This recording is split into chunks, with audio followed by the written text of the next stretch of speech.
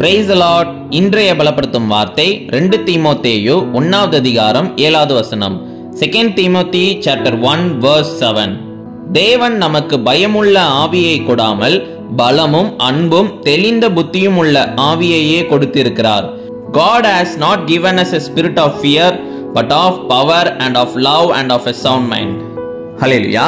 இந்த உலகத்தை படைத்த தேவன், உங்களையும் என்னையும் படைத்த தேவன் நமக்கு பயமுள்ள ஆவியை கொடாமல் பலமும் அன்பும் தெளிந்த புத்தியும் உள்ள ஆவியை கொடுத்திருக்கிறாராம்.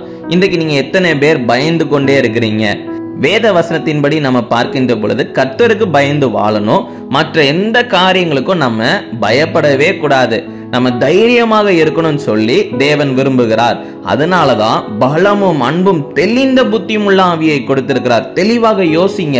தேவன் உங்களோட கூட இருக்கிறார்னு சொல்லி அதை நினைத்து பாருங்க.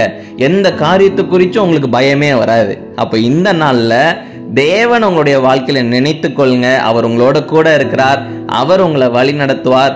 அவர் உங்களுக்கு தெளிந்த புத்தியுள்ள ஆவியை கொடுத்திருக்கிறார். ஒவ்வொரு காரியங்களையும் நீங்க தெளிவாக யோசிக்க முடியும். கண்டிப்பா தேவன் உங்களுக்கு உதவி செய்வார்.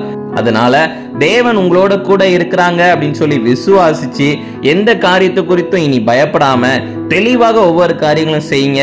தேவன் நிச்சயமாக காரியங்களை வாய்க்க செய்வார். நம்ம எல்லாரும் கண்களை மூடி ஜெபிக்கலாம். எங்களை நேசிக்கிற நல்ல தகப்பனே, ஆண்டவரே இயேசுப்பா, பிள்ளைங்க வாழ்க்கையில அற்புதங்களை செய்யுங்க. எல்லா பயங்களை எடுத்து போடுங்க. ஆண்டவரே தெளிவாக யோசிக்க உதவி செய்யுங்க. நீங்க வழி நடத்துங்க, மகிமைப்படுங்க. இயேசுவின் மூலம் ஜெபிக்கிறோம் எங்கள் ஜீவனுள்ள நல்ல பிதாவே. ஆமேன், ஆமேன், ஆமேன். எதை குறித்தும் பயப்படாதீங்க. தேவன் உங்களோட கூட இருக்கிறார். அவர் பரிசுத்த ஆவியானவராக உங்க மேல ஊற்றப்பட்டு இருக்கிறார்.